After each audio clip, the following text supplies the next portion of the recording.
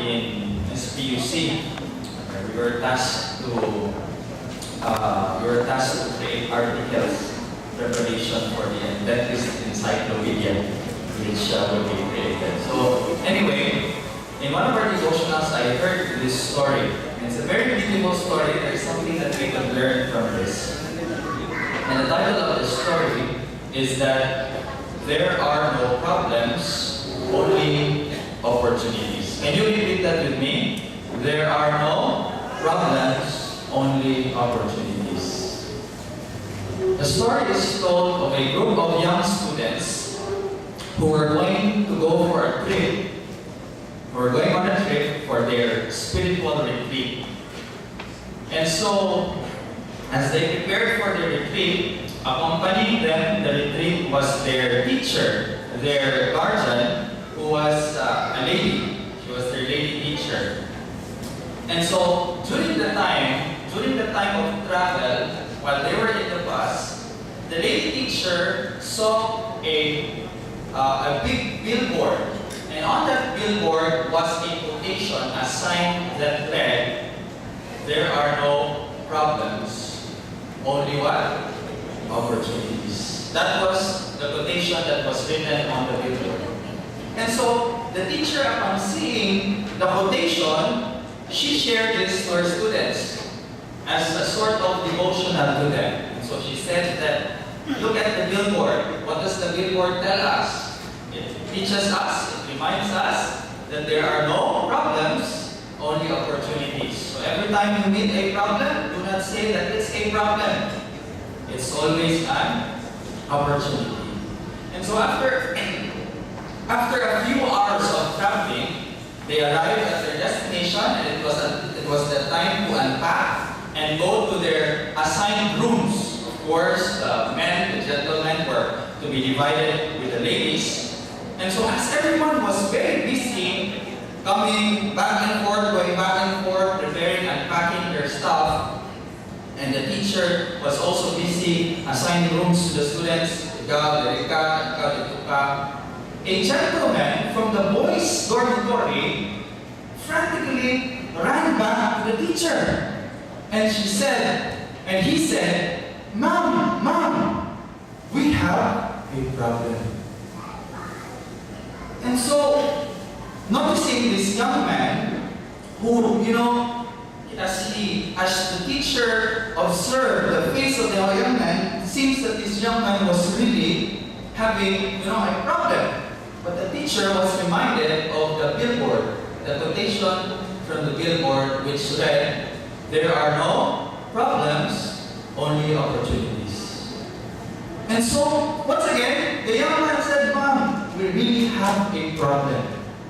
And so the teacher said, "Young man, remember what we just learned earlier?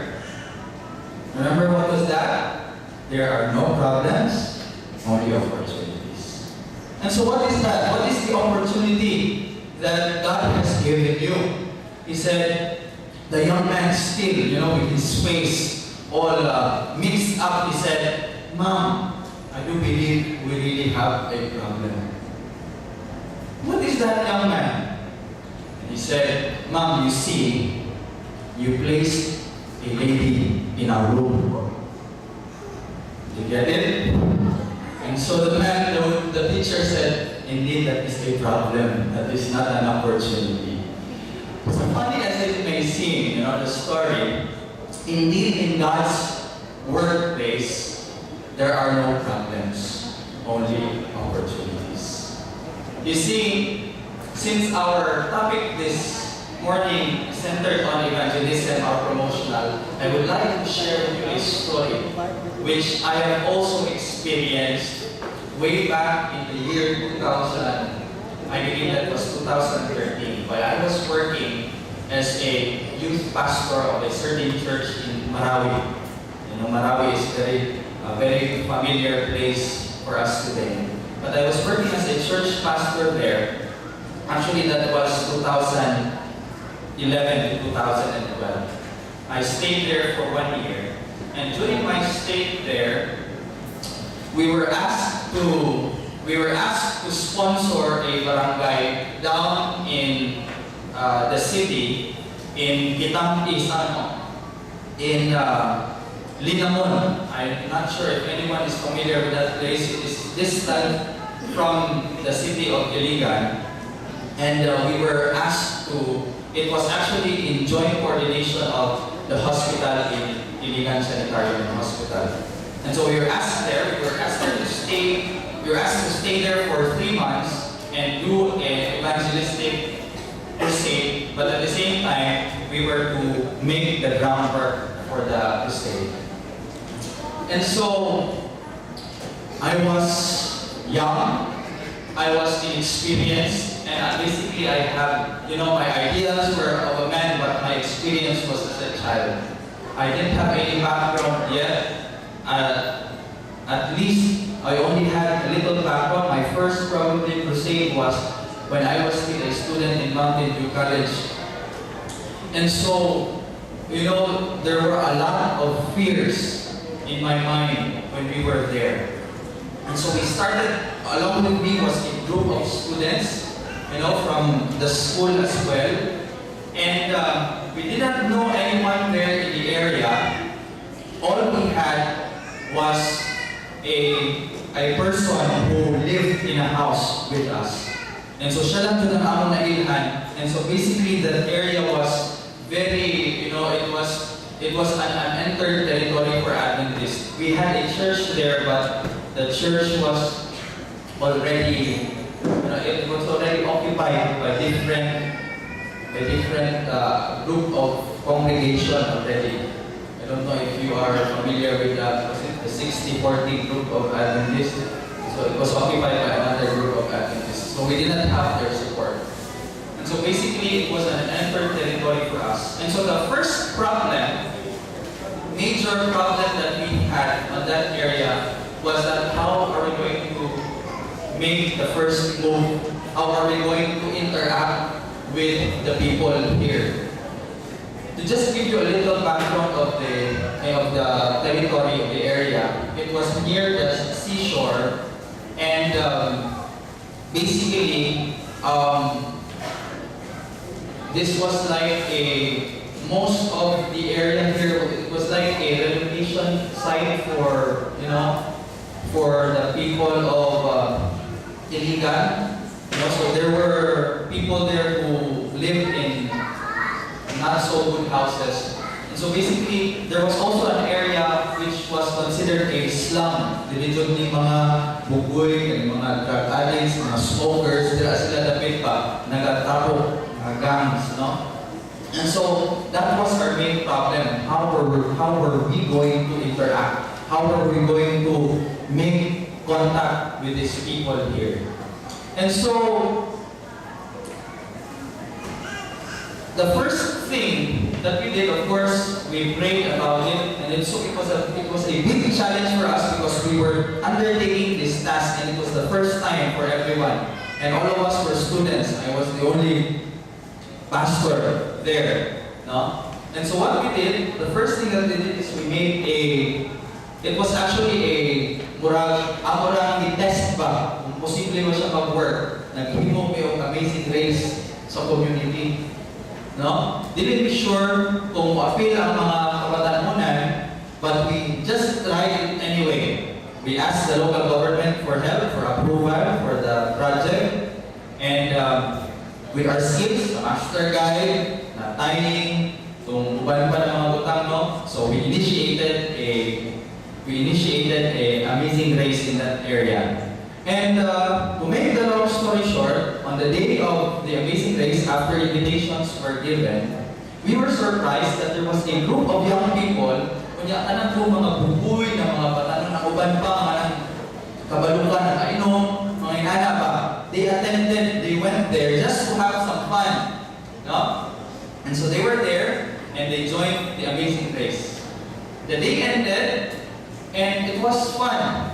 They enjoyed it. And it was the start of our interaction with them. To make the story short again, we were 3 months there. That was the main entry point for us there. I would never imagine that actually, succeeded. We were very antagonistic at the beginning of young people, at least for me. It was very antagonistic of what was going to take place. Na murag lisod man kayo sila, i-penetrate, lisod kayo sila istoryahan. But we made our evangelistic series there, and what happened was that we had, I think, more than 11 people baptized. But what was surprising is that the people who were baptized was the mga leaders dito, sa gang members dito. Yung mga drug addicts who were there, yung mga taas-taas dun sa ilang grupo. And I could remember a night before baptism, one of the leaders, pinakatigo lang sa ilang grupo, he came to our house and he said, "Pastor, can I talk to you?" So niya istorya sa ako. Personally, privately daw, kaya hindi siya gusto kay ulang daw para sa iyahang makitaan siya sa iyahang mga kauban na makikistorya siya sa ako. Because what we did, actually, some of them did not really come to the place of sa among crusade. I was the speaker for the 2 weeks when we were there. Among gigimo, naghimo or big throne pa. And so they would just listen in their houses. They would not come, but they would just listen in their houses. And I was surprised that on the night before baptism, he came to me. He shared to me that he was a drug addict. He was the leader of the gang on that area. But he said, as I was listening, gusto ko magbago. I believe his main priority first was that he wanted to change. He wanted to give up his vices, and he said he really wanted to start being good. And so he talked to me, and he said, I want to have Bible studies. So in other words, we were able to baptize those men. And katawanan po din kayo because during the time of baptism, some of the barangay members, the people who lived in the barangay came along with us, and they were laughing at these men who were, who were holding their hands and they were bowing low because they were ashamed, of people watching them.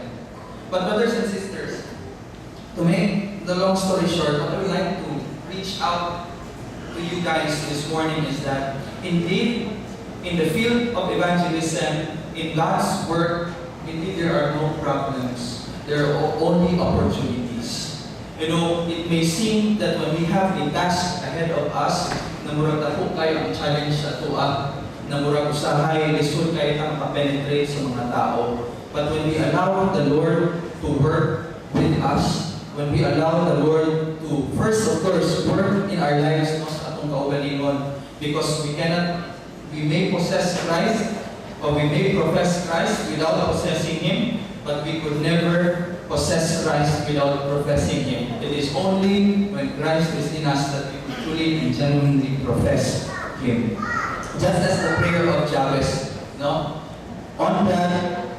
during that experience, I did not only learn to serve, I did not only grow sa akong pag-witness, but I also grew personally sa akong kaugalingon. My experience. I believe God expanded my territories and the opportunities that He has given me.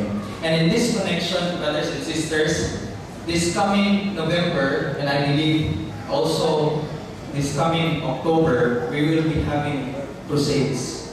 One of our crusades will be held in Pigkawayan, which will be headed by Sir Jimmy Sabandal. And this is also I would also like to take this opportunity to invite you to try to get yourselves involved in whatever way you can. If you want to get involved, especially I would like to call for the young people of this church, patong wala kayo experiences sa mga crusades, if you'd like to get involved, please contact local staff and church members. Aside from that, we also have a crusade here in Marilog District, this coming November 5 to 11. I will be the preacher there. If ever you also want to get involved, please contact our church staff and any local elders if you want to be involved. Brothers and sisters, I believe God has given us an opportunity to witness, to serve, the people here in Davao. So if you want to get involved, if you want to grow, just as we have experience and just as we have grown, please do come and take part in God's work. God bless us.